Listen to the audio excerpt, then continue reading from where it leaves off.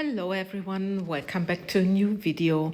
Today I want to pour the dirty pour again, and I've chosen a crystal mold from resincourses.com. But let me come to my colors. So here's my white. I mixed my white into a big cup.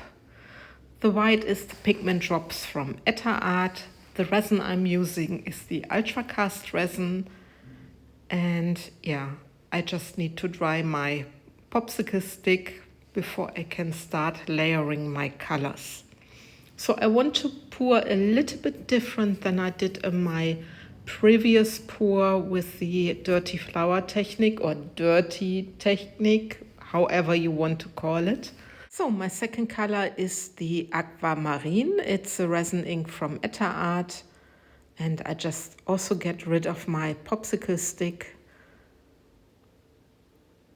Then I can introduce the third color. It's the Espresso. It's a resin ink from Octopus. There you go. And the last color will be the Interfering Champagne from Etter Art. I will show you the jar in a second. So this is the Interfering Champagne. I only put just a tiny bit of the interference color into my resin. Yeah, these are my colors. So I just give them a quick torch in the cup so that the bubbles and the foam is gone. And here's now my white. There are also some bubbles. And now I'm just layering my colors.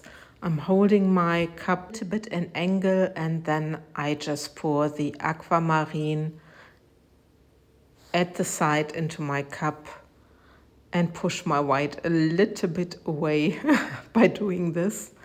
So I just let all my resin run into the cup.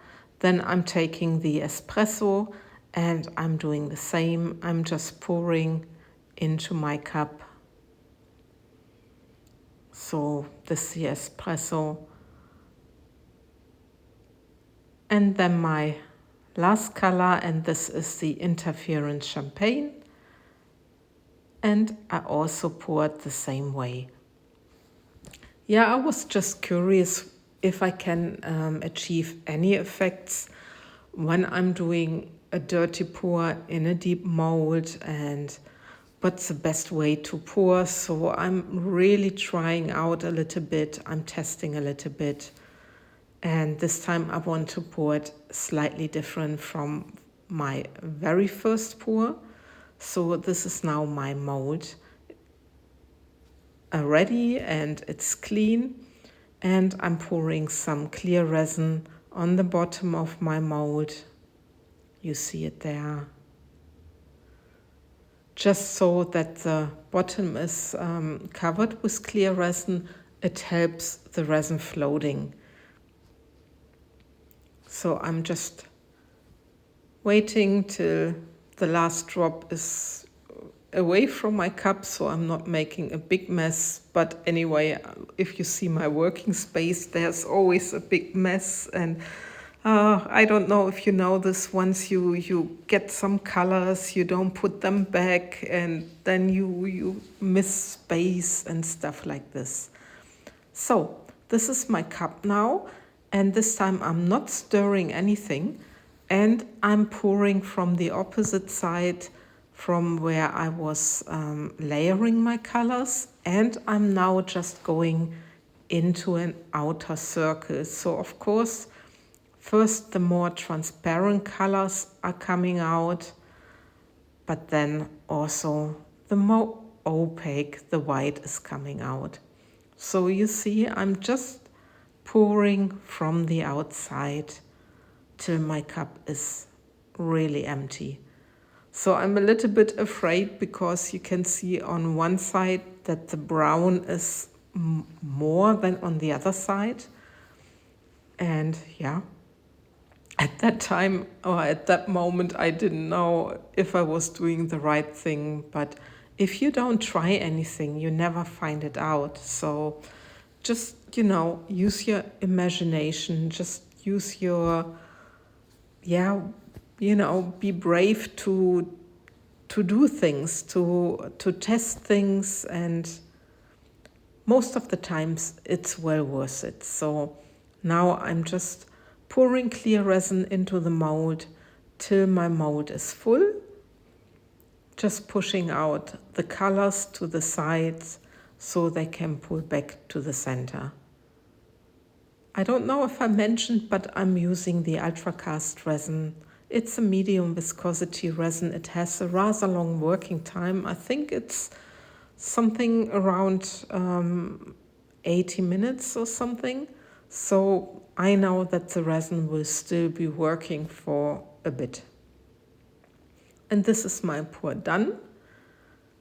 And then it's a matter of waiting. I was also checking what can I put into my center. So I'm just searching here. So please be patient with me, because sometimes I don't have the right, the right pieces for the center to hand, because I always decide very short term what to use.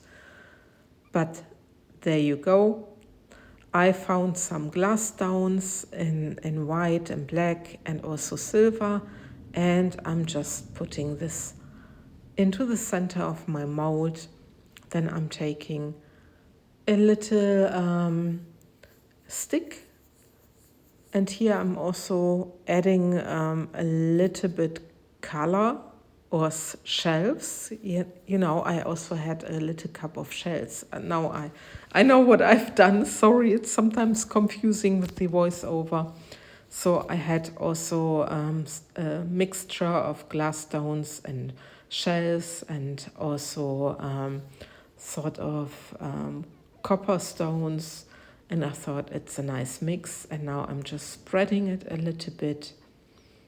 I make it rather big because I was not sure if my center will be closed. So this is my little trick, but anyway. Now there's gonna come a time lapse, and you can see the resin is moving, it's working. You just let the resin do whatever it needs to do. It will search its way, and yeah. I'm very curious for the next day, and this is the next day, and it made quite good patterns on the pouring side, so I'm curious how it's gonna look on the other side. I also had a little bit of overflow, but this happens when you're just, when you are pushing out your colors.